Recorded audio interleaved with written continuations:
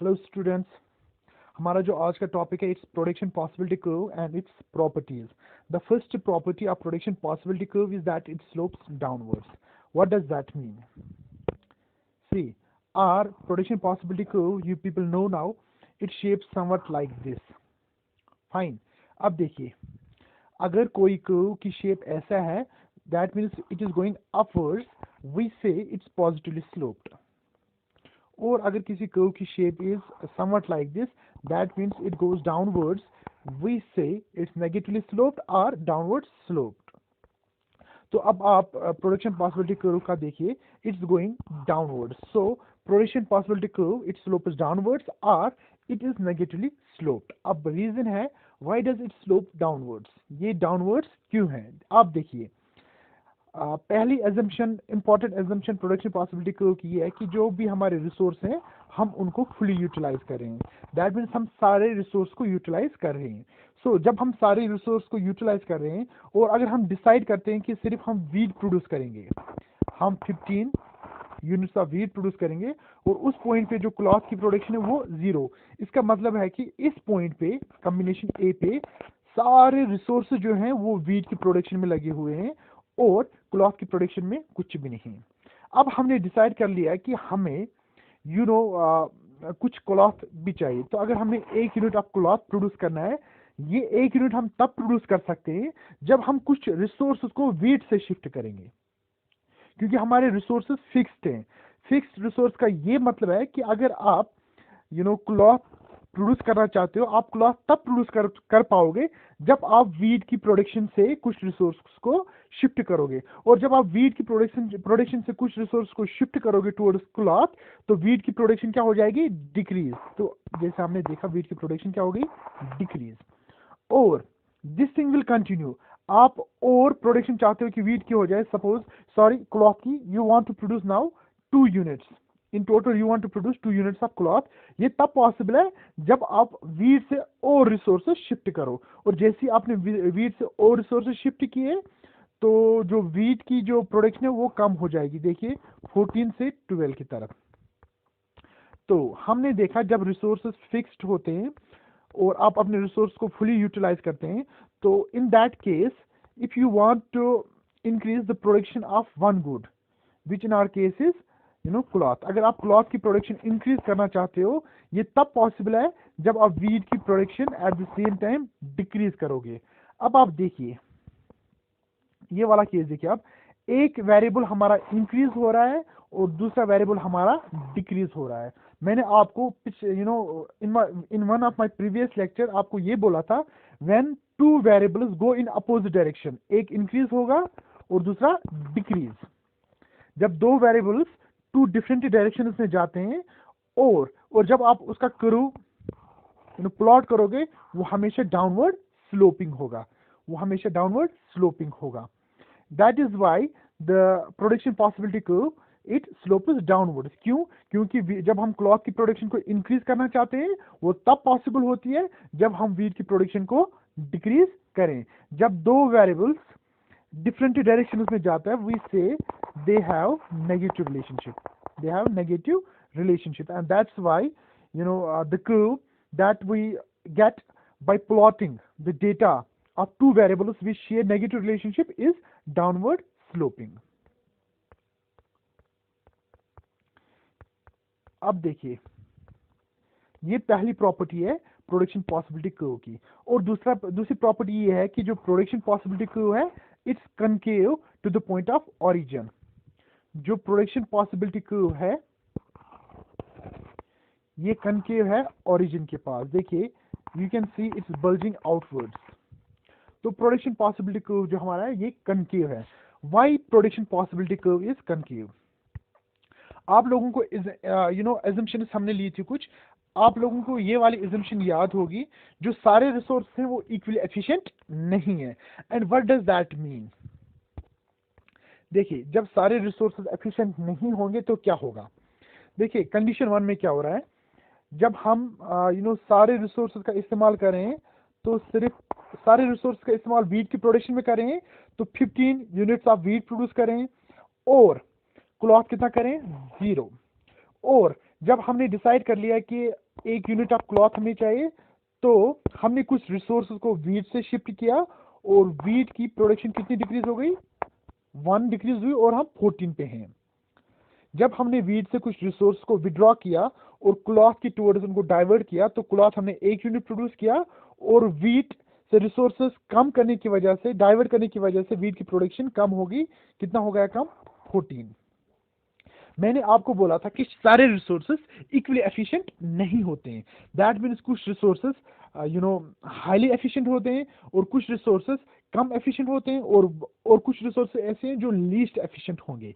तो आप यहाँ पर देखिए, जो रिसोर्सेस हमने यहाँ पर शिफ्ट करे, ये रिसोर्सेज ऐसे हैं जिनको थोड़ा जो अच्छे खासे एफिशिएंट हैं क्लॉथ प्रोडक्शन में। इसलिए जैसे हमने इन रिसोर्स को शिफ्ट किया तो ज्यादा रिसोर्स शिफ्ट नहीं करने पड़े, क्योंकि ये वाला जो बैच ऑफ रिसोर्स है ये ज्यादा एफिशिएंट था। इसलिए जैसे हमने इनको शिफ्ट किया तो वीट की प्रोडक्शन ज्यादा डिक्रीज नहीं हुई, सिर्फ 1 यूनिट। अब हमने नेक्स्ट पॉइंट पे डिसाइड कर लिया कि हमें एक और यूनिट क्लॉथ का चाहिए, तो हमने वीट से फिर से रिसोर्सेज को शिफ्ट किया और वीट की प्रोडक्शन जो है अब वो डिक्रीज हो गई। आप देखिए, पहले जब हमने वीट से रिसोर्सेज शिफ्ट किए to produce 1 unit of cloth, सिर्फ 1 यूनिट वीट का डिक्रीज हुआ था। यहाँ पर देखिए 1 यूनिट। अब फिर से सिर्फ 1 यूनिट ऑफ क्लॉथ के लिए 2 यूनिट्स। इस वक्त दोनों केसेस में आप देखिए, आप 1 यूनिट ऑफ क्लॉथ प्रोड्यूस कर रहे हैं दोनों केसेस में। बट इन केस फर्स्ट आप सिर्फ 1 यूनिट ऑफ वीट का सेक्रीफाइस करें और केस सेकंड में 2 यूनिट्स ऑफ वीट का सेक्रीफाइस करें। ऐसा क्यों? ऐसा इसलिए जो पहला बैच था रिसोर्सेज का वो ज्यादा एफिशिएंट था और जो सेकंड वाला बैच है वो कम एफिशिएंट है। What does that mean? That means जब हमने डिसाइड कर लिया 1 से 2, जब हम 1 पे थे और हमने डिसाइड किया कि अब हमें एक और यूनिट क्लॉथ का चाहिए, जैसे हमने रिसोर्सेज शिफ्ट किए क्लॉथ से, हमें पहले के मुकाबले में बहुत ज्यादा रिसोर्सेज शिफ्ट करने पड़े। क्यों? क्योंकि इस पॉइंट पे जो रिसोर्सेज हमारे पास अवेलेबल थे जिनको हमने वीट से डाइवर्ट किया वो कम एफिशिएंट थे। कम एफिशिएंट का मतलब है to produce 1 unit of cloth now we need more resources, क्योंकि पहला वाला बैच जो रिसोर्सेज का था वो ज्यादा एफिशिएंट था और ये वाला कम एफिशिएंट था। आप एक एक हाइपोथेटिकल एग्जांपल लीजिए।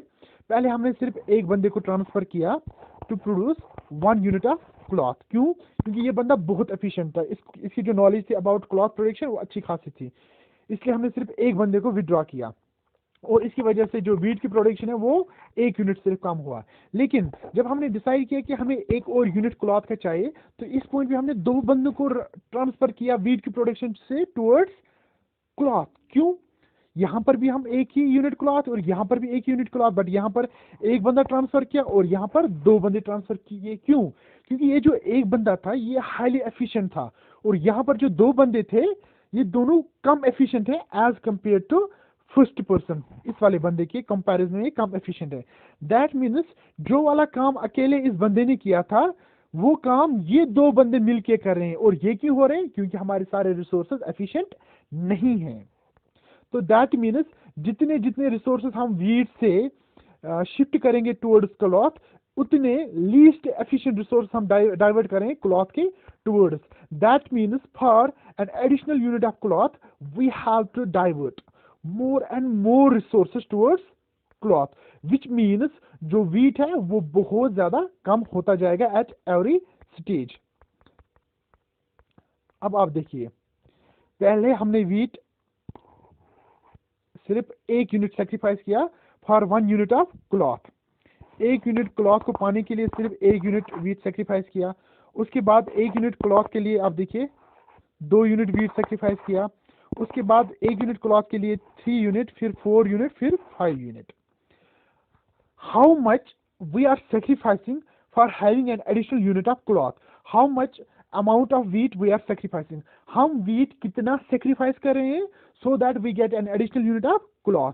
इसको हम कहते हैं मार्जिनल रेट ऑफ ट्रांसफॉर्मेशन या मार्जिनल अपॉर्चुनिटी कॉस्ट इसको बोलते हैं।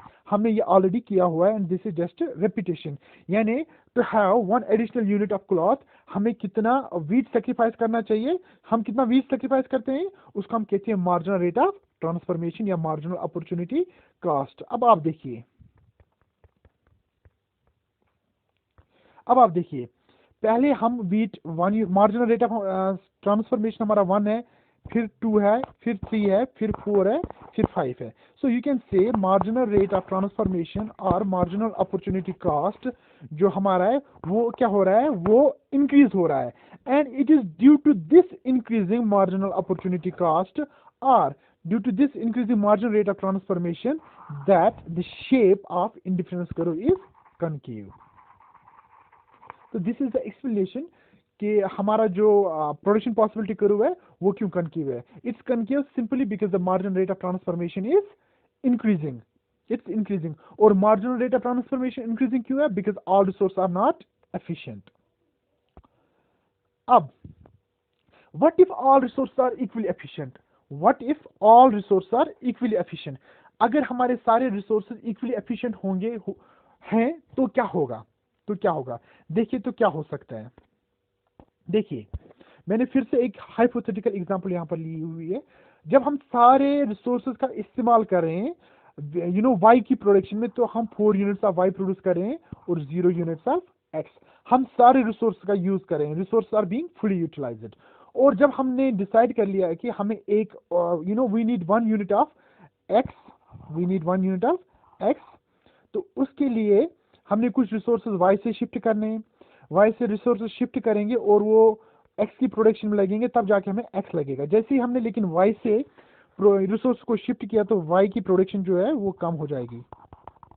देखिए वाई की प्रोडक्शन 4 से 3 कम हो गई, तो रिसोर्सेज शिफ्ट हो गए। लेकिन फिर से देखिए अब कॉम्बिनेशन सी पे आइए आप, हमने डिसाइड कर लिया कि हमें एक और यूनिट ऑफ एक्स चाहिए, दैट मीन्स हम 1 से 2, हमारे पास 1 यूनिट ऑफ एक्स था लेकिन अब हमें एक और चाहिए, दैट मीन्स 2। अब एक और extra unit of X, combination C देखिए आप, एक और एक्स्ट्रा यूनिट ऑफ एक्स को प्रोड्यूस करने के लिए हमें फिर से वाई से रिसोर्सेज को शिफ्ट करना है टुवर्ड्स एक्स। और जैसे हमने वाई से रिसोर्स को शिफ्ट किया टुवर्ड्स एक्स, तो हमारी वाई की प्रोडक्शन हो जाएगी कम का, कितना हुआ 3 से 2। लेकिन आप एक चीज नोटिस करिए, यहां पे वाई की प्रोडक्शन जो है, देखिए यहां पर जो वाई की प्रोडक्शन है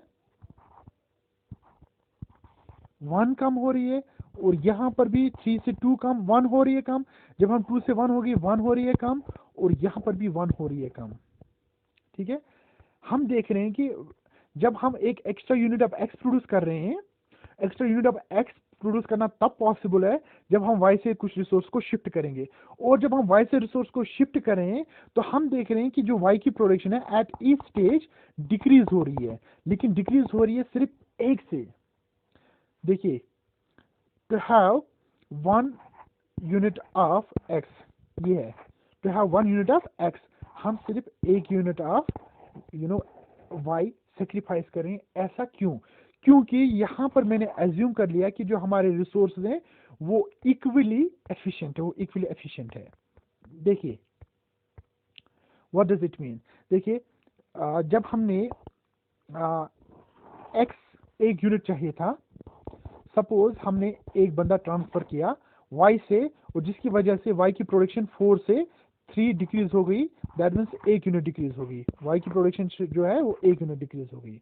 ठीक है, अब हमें एक और यूनिट एक्स का चाहिए, और इसके लिए हमने सिर्फ एक ही बंदा फिर से हमने विड्रॉ किया वाई से, और जिसकी वजह से वाई का 1 ही यूनिट डिक्रीज हुआ। लेकिन हमने सिर्फ वाई का 1 ही बंदा क्यों विड्रॉ किया? हमने इसलिए विड्रॉ किया, ये वाला पहला वाला बंदा जितना एफिशिएंट है एक्स को प्रोड्यूस करने में, ये वाला बंदा भी उतना ही एफिशिएंट है एक्स को प्रोड्यूस करने में। दैट मीन्स दोनों बंदे इक्वली एफिशिएंट हैं। जैसे कि हमने ये एजम्पशन ली थी कि सारे रिसोर्सेज क्या हैं, इक्वली एफिशिएंट। जब सारे रिसोर्सेज इक्वली एफिशिएंट है तो हमने क्या देखा, हमने देखा जो मार्जिनल रेट ऑफ ट्रांसफॉर्मेशन है वो सेम है या कांस्टेंट है। व्हाट डज दैट मीन, पहले 1 यूनिट ऑफ एक्स के लिए हमने 1 यूनिट ऑफ वाई को सेक्रीफाइस किया, ये देखिए 1 यूनिट ऑफ एक्स के लिए 1 यूनिट ऑफ वाई, फाइन। और ये वाला जो है इस वाले साइड की दिस इज वाई, और ये वाली साइड की दिस इज एक्स। और फिर से कॉम्बिनेशन सी देखिए, ये वाला देखिए, फिर से 1 यूनिट ऑफ एक्स के लिए 1 यूनिट वाई सेक्रीफाइस किया, 1 यूनिट ऑफ एक्स के लिए combination D, 1 unit of Y sacrifice किया। कम्बिनेशन ई देखिए, 1 यूनिट एक्स के लिए 1 यूनिट वाई सेक्रीफाइस किया। हमारा मार्जिनल रेट ऑफ ट्रांसफॉर्मेशन या marginal rate of opportunity cost क्या बोलता है? To have 1 additional unit of X, how much Y we are sacrificing. आप देखिए, हम सिर्फ एक सेक्रीफाइस करें, यहाँ पर भी एक सेक्रीफाइस करें, और यहाँ पर भी एक सेक्रीफाइस करें, और यहाँ पर भी सिर्फ एक ही सेक्रीफाइस करें। दैट मीन जो मार्जिनल रेट ऑफ ट्रांसफॉर्मेशन है, मार्जिनल रेट ऑफ ट्रांसफॉर्मेशन जो है, it is same, it is same और इट इज कॉन्स्टेंट। तो हमने देखा, जब हमने ये एज्यूम किया कि सारे रिसोर्सेस इक्वली एफिशिएंट हैं, तो उस केस में जो हमारा मार्जिनल रेट ऑफ ट्रांसफॉर्मेशन है, ये देखिए, मार्जिनल रेट ऑफ ट्रांसफॉर्मेशन जो हमारा है वो सेम है। और जब marginal rate of transformation same है, तब जो हमें प्रोडक्शन पॉसिबिलिटी कर्व मिलता है, वो कैसे मिलता है? Straight line downward sloping, straight line downward sloping. ये कनकेव नहीं है, आप देख सकते हैं, ये हमारा प्रोडक्शन पॉसिबिलिटी कर्व है और ये कनकेव नहीं है, it is a straight line, it is a straight line downward sloping. Why it is straight line? Because marginal rate of transformation is constant. Marginal rate of transformation is constant. And in case marginal rate of transformation, in case marginal rate of transformation was increasing, constant नहीं होता, increasing होता, तो production possibility curve की shape कैसे होती? Production possibility की curve की जो शेप है वो कनकेव होती, that would have been concave. तो आप लोगों ने देखा कि जो shape of production possibility curve है, it depends upon marginal rate of transformation और what you call marginal opportunity cost. In case marginal rate of transformation is increasing, और ये इंक्रीजिंग तब होता है जब सारे रिसोर्स इक्वली एफिशिएंट नहीं होते हैं। So in that case the shape of production possibility curve it will be concave. और अगर हमारे सारे रिसोर्सेज हम एज्यूम कर लें कि सारे रिसोर्सेज इक्वली एफिशिएंट हैं, so in that case marginal rate of transformation और marginal rate of opportunity cost it will be constant और इट विल बी सेम। जब marginal rate of transformation same होगा, so in that case production possibility curve concave नहीं होता है, वो downward sloping होता है, बट स्ट्रेट लाइन होती है। So this will be all for today. Thank you very much.